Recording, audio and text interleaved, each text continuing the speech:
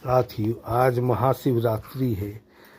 आज के दिन माता पार्वती और शंकर भगवान का विवाह हुआ था। माता पार्वती ने भगवान शिव को पति के रूप में पाने के लिए कठोर तपस्या की थी, ताकि वह विवाह से पहले ही शिव जी को ही मन अपना पति मान चुकी थी। पुराणों में भी शिव जी और माता पार्वती के विवाह को लेकर जिक्र मिलता है। कहा जाता है कि महाशिवरात्रि के पावन दिन में शिव पार्वती का विवाह हुआ था। शिव जी को पाना पार्वती जी के लिए इतना आसान नहीं था। पार्वती जी राजा हिमवान और रानी मैनावती की पुत्री थी। पार्वती का अर्थ है पर्वतों की रानी। माता पार्वती शिव जी से विवाह करना चाहती थी, लेकिन शिव को पाना इतना आसान नहीं था। फिर क्या था, माता पार्वती जी ने कठोर तपस्या शुरू कर दी। दिन बीतते गए, साल बीतते गए। पार्वती की तपस्या से तीनों लोकों में हाहाकार मच गया। यहाँ तक कि बड़े बड़े पर्वत भी डगमाने लगे। सारी सृष्टि में हाहाकार मच गया। सभी देवता शिव जी के पास पहुँचे और इस समस्या का हल करने के लिए कहा। शिव जी माता पार्वती जी की तपस्या से प्रसन्न हो गए और उन्हें दर्शन देकर कहा कि वो किसी राजकुमार के साथ विवाह कर ले, लेकिन पार्वती जी ने साफ इनकार कर दिया। उन्होंने कहा कि वो मन ही मन शिव जी को अपना पति मान चुकी है और ऐसे में किसी अन्य व्यक्ति के साथ रहना आसान नहीं होगा।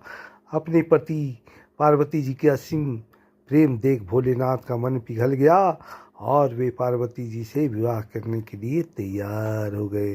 अनोखी बारात लेकर पार्वती जी से विवाह करने पहुंचे शिव। शंकर भगवान। विवाह का दिन आ गया। बारात की तैयारियां हो रही थी। शिव जी माता पार्वती से विवाह रचाने के लिए बारात लेकर निकले। अब उनके साथ बाराती में कौन कौन था? भूत प्रेत और चुड़ैलों की बारात। भूत कैसे थे? जिनके किसी के एक आंख थी, किसी की आंख नहीं थी, किसी के धड़ थे तो सिर नहीं था, किसी के बहुत सारे सिर थे, किसी के चार चार पेट थे। भूत प्रेत ने ही शिव जी का श्रृंगार भी किया था। शादी के लिए शिव जी का भस्म से श्रृंगार किया गया और हड्डियों की माला पहनाई गई।